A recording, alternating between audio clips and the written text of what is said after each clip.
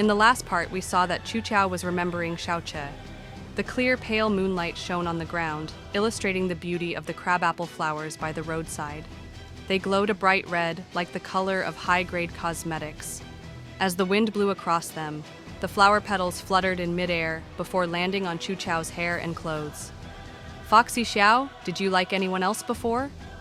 In the radiant courtyard of Mihei residences, they sat shoulder to shoulder under the crab apple tree that they had shifted from the street back to the palace. As she frowned, she questioned and looked at Xiao Ce suspiciously, who was diligently trying to pick the portrait of the most beautiful woman. Of course! Raised his eyebrows and replied in a serious tone. Yesterday night, I loved Yu Er from Ranli Palace. Her skin was smooth as silk. Her legs were so long, compared to...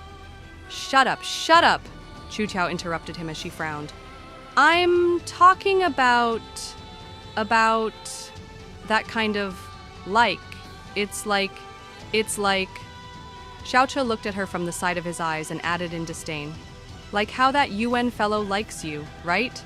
Xiao blushed and replied nonchalantly. Yes, you're right. So what? What can I do to you? Xiao Ce sneered as he lowered his head to continue picking his portrait.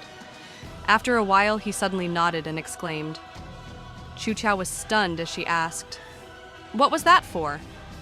Xiao Ce replied impatiently, "Didn't you ask me whether I liked someone else like that Yuan fellow? I'm answering your question." "Ah? You liked someone else before? Why didn't I know?"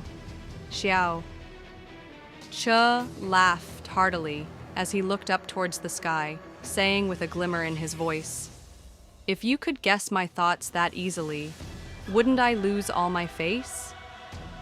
Xiao continued to probe with the intention to gossip. "What does your crush look like?" "Nothing special," Xiao Ce mentioned casually. "Her figure is ordinary. She has a short temper. She likes to split hairs. Most importantly, she has someone else in her heart already. She doesn't like me." "Ah." Xiao was shocked as she asked subconsciously, "Why don't you tell her then?" Xiao Ce smiled cheekily and replied, "It's better to keep that sort of stuff in your heart. Why say it out? Furthermore," his voice droned out as he paused slightly. The wind blew from the direction of Taiking Lake, lifting up a loose strand of hair on his temple. He looked up and gazed afar at the surface of the lake, appearing lost in the moment for an instant. "Furthermore, I may never have the chance to tell her that in my life anymore." Xiao looked at him silently back then, seemingly visualizing the landscape in the distance through his eyes. She had thought of Princess Fu, who had hung herself on the sycamore tree. She had thought of Murong Fuer, who killed herself on the day of her wedding for the king of Luo. She sympathized with him as she thought to herself, if not for that, this lad might have been a decent person.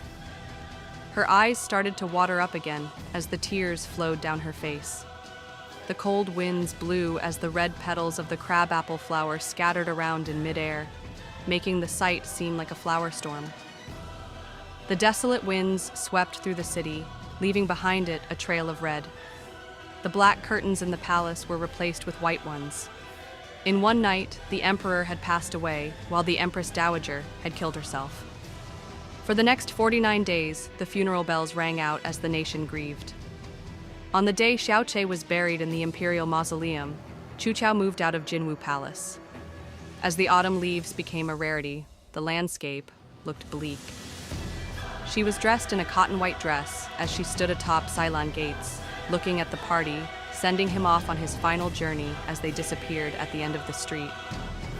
The sunset painted the landscape a golden yellow. Tall patches of weeds had grown on the wastelands outside Tangjing as they swayed around with the desolate autumn winds. Amidst the twilight, the birds flew southwards. A bright red color appeared in the sky.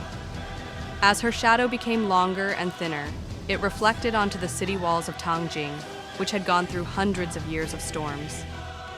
"Xiao Ce, forgive me for not being able to send you off. Take care."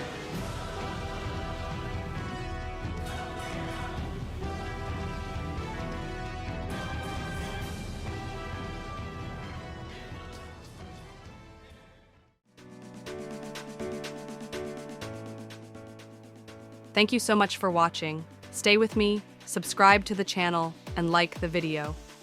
Don't forget to click the bell icon to be notified of the next part of the story.